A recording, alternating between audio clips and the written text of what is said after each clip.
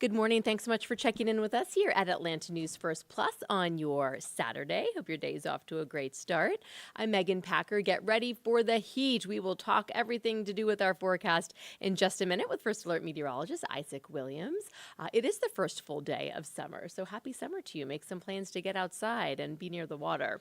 But right now I'm here to get you caught up with what's making news on this Saturday morning. Really busy start to the weekend with news across Atlanta. And we begin with this. There was an overnight shooting investigation in the city of Atlanta. We had a crew out here for hours at an apartment on Northside Drive. Here's some scene video. And we know one man is in the hospital right now after he was shot out here at the apartment just around 5 o'clock. Again, it's on Northside Drive over not far from downtown. It's near the Beltline on the west side. Police say the man was taken to the hospital, but they did not share his condition. However, our crew out there spoke with a relative of the man who was shot, who said that he was shot inside the building, shot multiple times. No word on any arrests or any suspects at this point. We did talk to some people who live in the apartment complex out there on Northside Drive. They have some concerns about safety in their complex. So we are waiting on an update from Atlanta Police, and we will pass along more throughout the day as we learn more. DeKalb County Police are working a triple shooting investigation. This happened yesterday afternoon at a shopping center at South Hairston and Redan Roads. Police say a man in his 40s and two men in their 20s were shot, and one of them is in critical condition. Several cars and two businesses were damaged out there by the bullets, and police have not shared any information out there about a suspect. Atlanta police are working this robbery, and it was caught on camera. You can see here. Security video shows this robbery from Thursday night. We spoke with an employee who says the man stole $1,500 in cash and more than $1,000 worth of lottery tickets from the Peach Mart on Peachtree Street.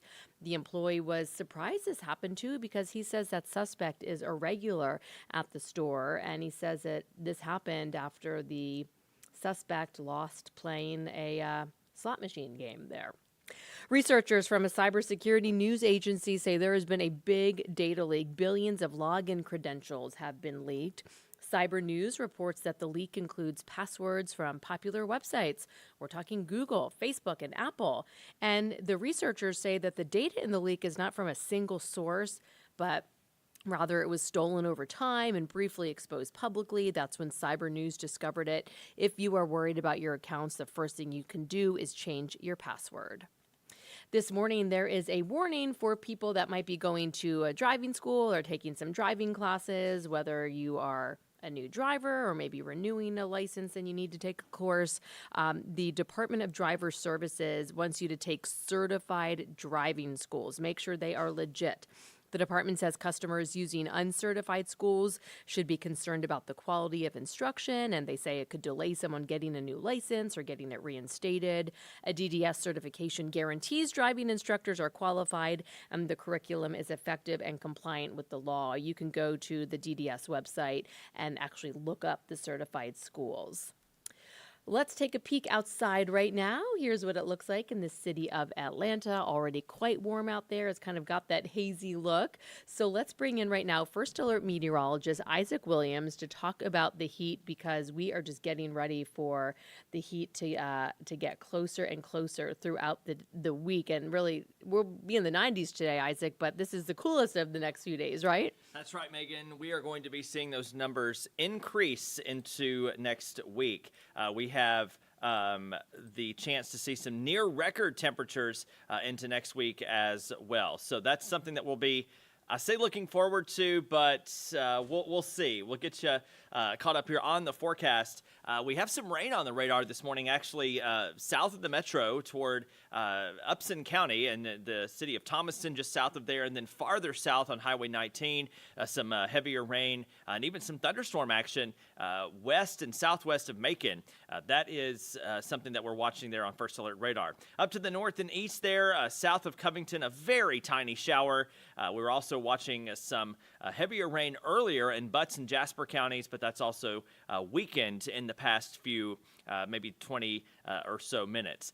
Looking ahead to Futurecast and kind of painting ahead to the rest of the day, or first before we get to Futurecast, you can see that one little batch of storms south of Thomaston, west of Macon, and you can see it's drifting southward. So it's not moving north. We don't expect anything up here in the metro. I think most of North Georgia will be nice and dry going forward. You can see the best chance of rain today is south and west of the metro over into eastern Alabama.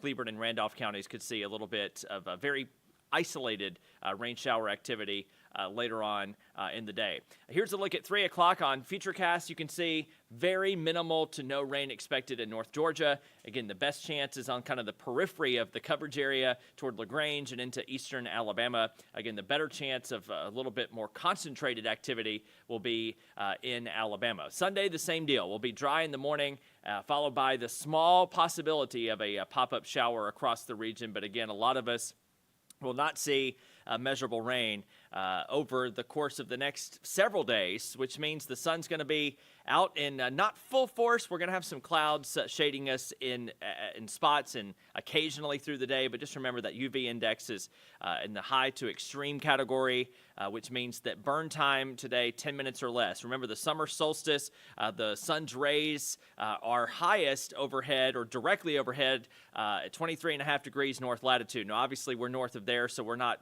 seeing that completely overhead here in North Georgia, but the sun angle is higher than it is obviously all season long, and just keep that in mind going forward here over the next few months. We're going to have higher sun angles, higher temperatures in the afternoon, and we'll see that start up today, 90 to 92 for the rest of the afternoon. Very slow drop-off in temperature this evening and overnight with lows only in the lower to mid-70s, and we're going to keep things a little bit muggy overnight, but the good news is that during the afternoon and for the rest of the day today, we're not really expecting any sort of major heat index problems. The heat index and the air temperature are going to be pretty close together, at least going forward, which is good. It could not be said the same for areas to the north and west. Check out some major cities like Cincinnati, near Indianapolis, St. Louis, Omaha, Nebraska, Minneapolis, Pittsburgh, Washington, D.C., New York. All of those areas are under a heat advisory, heat watch, or heat warning. And those criteria are a little bit different city to city, but basically the super intense heat is going to be setting up north and west of us over the next couple of days. But by next week, unfortunately, we could be sort of teetering on heat advisory criteria, which is 105 here in North Georgia, what the feels like temperature could be going forward there. Speaking of temperature and record potential, so near record heat next week. We say near because we're not forecasting a record temperature, which is 100 next Wednesday. I just picked out one of the hottest days, for example. 97 is what we're forecasting for next Wednesday, and the record is 100 set back in 2016, so a fairly recent record of 100 degrees on that date. Regardless here, 97 or 100, they feel about the same. Here's a look at the 7-day. Again, each day, starting today into next week, we'll be gaining a degree or two on the afternoon. So today is quote-unquote the coolest day at 91, 93 Sunday, and then into next week we'll have mid to upper 90s each day. Now, we will have some rain on the way, potentially by next Thursday or Friday. What we see here is basically a big ridge of high pressure that's sort of cooking the southeast and preventing any major rain.